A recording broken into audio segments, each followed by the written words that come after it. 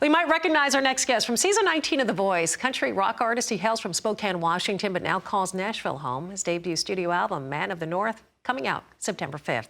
Happy to have him in the studio. Welcome, Liam St. John. What a pleasure, man. So listen, this is on a major label deal, right, with Big Loud and an incredible powerhouse roster. For a guy who's been doing it independently now, to have these resources, a little bit more of a big boost, no? Yeah. Absolutely. They're great partners and, you know, just so artistry focused. They're really happy to be part of the team now. I want to get a little background on you. As I mentioned, Spokane, Washington. Grew up raised by a mom. Your father was absent, and the way you grew up, and I guess maybe troubled youth, from what I understand, really reflected in your songs. Yeah, grew up with a single mom. She raised me and my two older sisters, and eventually my niece. But yeah, you know, that's something that you don't really realize is missing until you're older, and that's kind of when the trouble started coming. When I felt like I needed something to lean on, I didn't have it. And so that's kind of where the songs are coming from. But a guy that really was able to pull it together, because this man gets his master's degree. I mean, kudos to you. That is pretty impressive. Thank you. Yeah, I mean, kind of just fell in my lap. But got my MBA, then went to use it in the music industry as an artist. I was going to say, it's got to be so. It's called the music business for a reason, That's right? One of the songs that stood out to me, Forefathers, talks about your father's absence, and you turn to several other male names like Jim Beam, Evan, Jack. So it really kind of plays out. And again, you sing about that. Does it feel vulnerable to put that out, or is it cathartic, really? Absolutely cathartic and also vulnerable, but I've just found that the more honest and vulnerable I am in my songwriting, the more helpful it is for me, but in knowing that I'm not alone. Like, it's been amazing to see how many people resonate with the songs that are so specific to my story, and so it's like my number one guiding rule to just be honest in my songwriting. I love that. Because I know how important it is for other people to hear the truth, you know. Well, the where you were raised and how you were raised definitely plays out in this title cut, Man of the North. You compare yourself to an evergreen pine that flourishes, of course, throughout the beautiful state of Washington.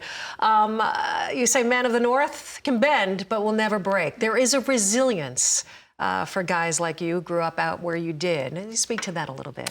Yeah, I mean, you know, the older I get, the more I just think of my roots and where I'm from and where I come from, but also who I come from. And I think the most resilient person in my life is my mom, and she's just the perfect example of like somebody from a town where resilience is needed. But you know, she's just been through so much, and I kind of feel like that was passed down to me, and I'm really grateful of, you know, my roots and where I come from. So. Speaking of your roots, I mean, musical taste for you, I'm sure runs the gamut across the board. Some of your biggest inspirations? Yeah, it's very eclectic. I mean, probably my favorite song ever is Three Little Birds by Bob Marley, but like my first love was Ray Charles, and then Louis Armstrong. B.B. King in there, Yes, of course, all the blues.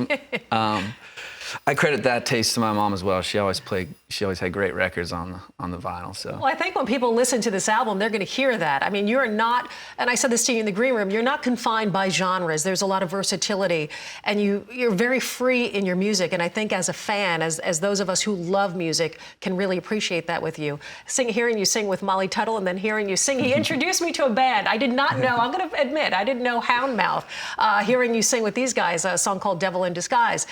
Just a beautiful transition in the way you go back from song to song, and versatility in the styles that you do is just something that comes natural to you.